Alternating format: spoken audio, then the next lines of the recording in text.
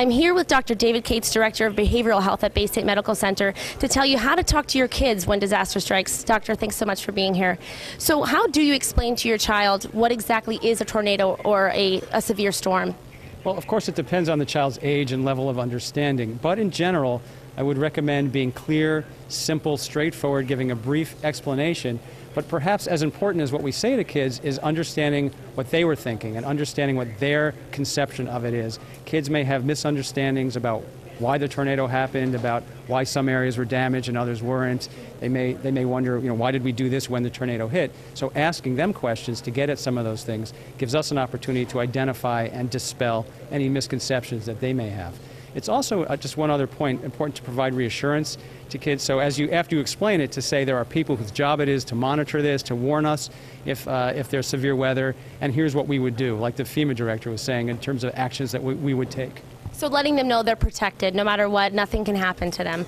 What if they know someone who's been severely affected or they may be experiencing some sadness? How can you talk to your children about that? Well, a certain amount of sadness and anxiety and fear is normal.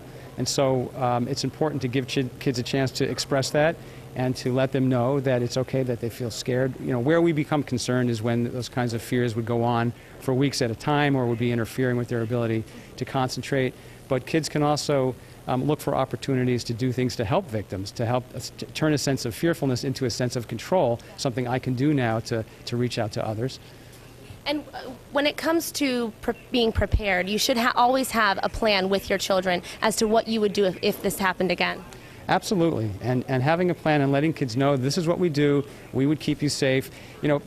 Parents, depending on how directly affected they were, may themselves be upset and scared. So it's not just the words that we use, but also body language, intonation. So to the extent that a parent and a family went through a difficult experience, if a parent can kind of steel themselves, put that aside for the moment and explain to their child in a matter-of-fact, calm way. And I know that's easier said than done if someone's been through a trauma, but as much as possible, so they're showing not just with their words that this is the plan, but also showing in their body language, we're in control, we have a plan, and we'll be okay. Great. Well, thank you so much for your time today, Dr. David Cates. We really appreciate you coming down. Thank you.